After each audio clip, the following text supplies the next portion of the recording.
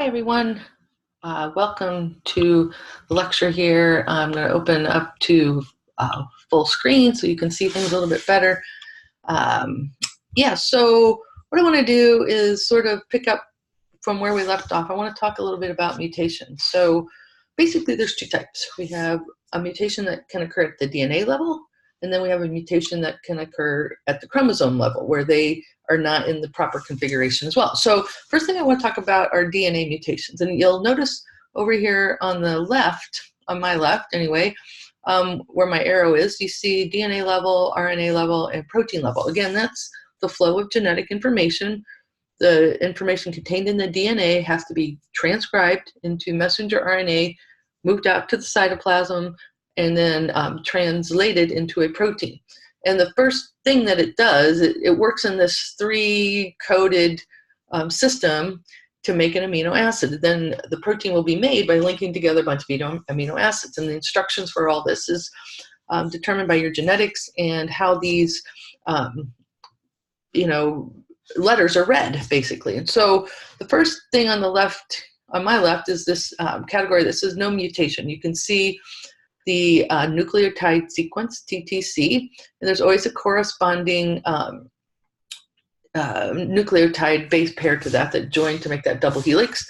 So TNA and C and G, but you will notice when there's an A, it gets coded into a U. That's special about RNA. I don't want to go into it a lot right now. It's called uracil. But anyway, these groups of three letters will form a protein. And then an amino acid, then it will link them together into a protein.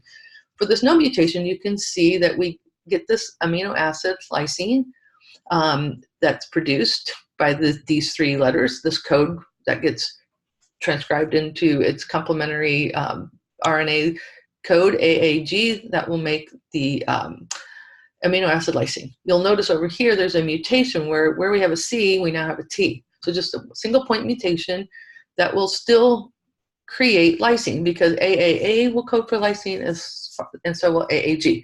The interesting thing about the code is that it's got some redundancies. It's not ambiguous, like AAG always codes for lysine. AAA always code for lysine, but you can see there's some redundancy here, so we can handle a little bit of a mistake right here at this level. Now, not here where we get to what's called a nonsense type of mutation. These are all point mutations, meaning a nucleotide is changed. In this case, what basically, when you're making a protein and you're stringing together these amino acids, you have punctuation, and the punctuation will tell you to stop, or there won't be any punctuation, and you'll keep going. If you get a mutation, that's what's called a stop codon. These three letters are called codons. It will result in an improper protein, because you'll have either too much of it or too little of it. It'll stop, put the period too soon to stop the sentence, protein sentence, or it'll go on forever and you won't get it stopped. So that's an example of a nonsense mutation. A missense mutation is where you actually would get, you can see the example here, you're going to get a different protein amino acid that's produced. Here you had synonymous, or it was the same. Here you get a different protein, and that's usually where your amino acid that will lead to bad protein. That's usually where you have some more problems. Don't worry about the conservative versus non-conservative. But anyway, so a missense is where you would get a different amino acid that's produced. All right, now let's look at a bigger level. So remember, your DNA is all strung together and bound together into what are called different chromosomes, and there's 23 pair. So you have 46 as a human. Like I said, they're usually in pairs, but there's different ways to describe things that can go wrong with chromosomes. And the simple version of it is you all have heard the things about your chromosomes, like you don't really want to mess them up, kind of. And it's important because you don't want missing information, because then something won't be interpreted. The trait won't be expressed. And if you have a big chunk of chromosome missing, you're going to have a lot of missing information. And so you're going to have a lot of problems expressing who you are and doing your bodily functions, your chemistry, making your proteins and that sort of thing. And so anytime in a chromosome mutation where you have a deletion or an addition, so an insertion where you have extra material or missing material, it's going to be a problem, and it's going to result in some sort of genetic or a disease, some sort of mal-representation of yourself. You're not going to function real well. You can see here you have on it, it's homologous, we call these homologous chromosomes.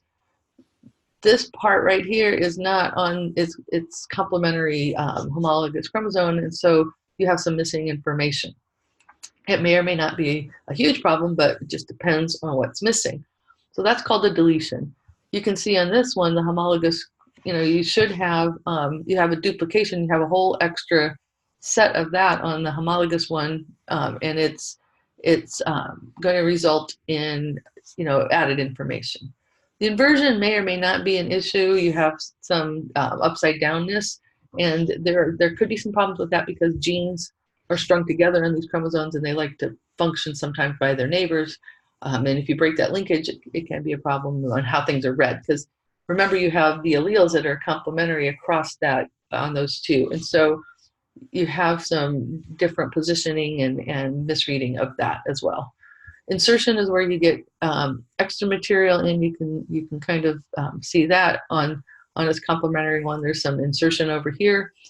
And translocation is usually not a big deal if it's reciprocal. If you haven't lost or added extra material, you just sort of flipped some of the information on this one is that is normally found here is actually, you can see how all the information's there. It's just sort of been switched in location. It turns out that my daughter has a reciprocal translocation, meaning material from one chromosome is actually found on another chromosome, and it may or may not, it doesn't really matter because all the information's there and things are getting expressed. However, there's some linkage issues as well.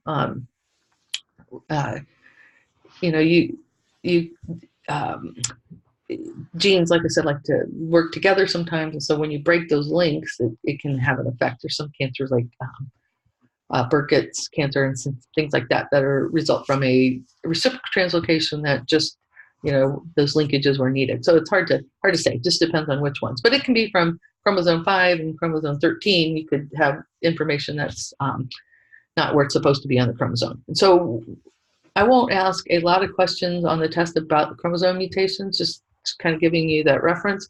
But they can use what's called a karyotype, which is a map of your chromosomes. They can take, they can do genetic testing differently now, but they can also look at your chromosomes as well. And they used to put them right on a map to show your homologous chromosomes, one from your mom, one from your dad, mom, dad, vice versa. And there's a lot of shuffling around that occurs when your egg and sperm are separating and making egg and sperm cells. We have to get the right number in so that you can have half that come from your mom and half from your dad. You have to get to the haploid number. Hopefully you remember that. But anyway, looking at this karyotype, they basically take all of your chromosomes 1 through 23. They just don't call the last one 23. They call it X and Y. Those are the sex chromosomes, and this is actually an X chromosome, and that's actually a Y. You'll notice it's smaller, and there's some interesting aspects about this because these are why some of those genes that we haven't, diseases that we haven't talked about, like color blindness and hemophilia that are sex-linked, occur because you see the X is missing some information. And so whatever the mom's chromosome has as far as dominance or recessive is going to be the only possibility for that trait. And so there's no chance for the Y to have a dominant to override that. And so that's why it's those sex-linked recessive, if it's sex-linked recessive, it only takes one, but don't let that confuse you right now. But anyway, you can see the Y is sort of smaller here. But the rest are your autosomal chromosomes, 1 through 22, plus the sex. Be able to identify those and where they're at. You should have 2, and they should be somewhat complementary. Sometimes they're a little, shaped differently, but you can match them up pretty close. But you can do this activity with kids where you cut them apart and find the right and put them in the right karyotype order. But you'll notice here on 21, you have an extra one, and that's the result of what's called non-disjunction, where you have a failure at non-disjunction, and I'll explain that in a minute, and you get an extra chromosome. And like I said, you don't want extras or missing information. You want it to all be there. And so anyway, what happens in cell division, your chromosomes will duplicate number, then they'll separate out once, like you can see this. And what happens is when you get to doing meiosis, you want just one of those chromosomes. You don't want both of them from your mom and your dad. You want them, first of all, you want them to kind of, this would be better if I could explain it in person right on the board, but when you do mitosis, there's a lot that goes on where chromosomes line up and then they separate. First they duplicate, then they line up, then they separate, and then meiosis, there's an extra step where they separate again so that you can get just one of those into the egg and the sperm cell. And that's where we get problems. If you can see, you have some, where you have non-disjunction here, both of them went and got placed into one egg, and you have none over here in the monosomy. So normally you would have one, and in this case you don't have any of that chromosome, and then trisomy you have two. And the reason it's tri is when this fertilizes, when one of these would fertilize with, let's say this is an egg cell with two of the chromosomes in it, it didn't get separated and put over here like it should have. You have two instead in one egg and zero in an egg. If this egg meets a sperm with one, you're going to get three. That's how it gets to be this situation right here with trisomy. If this egg, and this is, you have other chromosomes that are probably normal, this is just one that's missing one chromosome. Let's say you have 45 instead of the 46, you're going to have this case where you're going to have the complementary or the corresponding homologous one missing. And that would be a case where you would have just, when it fertilizes, you'd have one instead of two. The goal is to have two, one from each parent. In a monosomy case, you're missing one from the mom and the dad has one, and so you end up with one total. And so that's the monosomy. Hopefully that will help your understanding. So there's a really good video on non-disjunction right here. I will let you guys play that. And for now, that's going to be it. And I will talk to you later.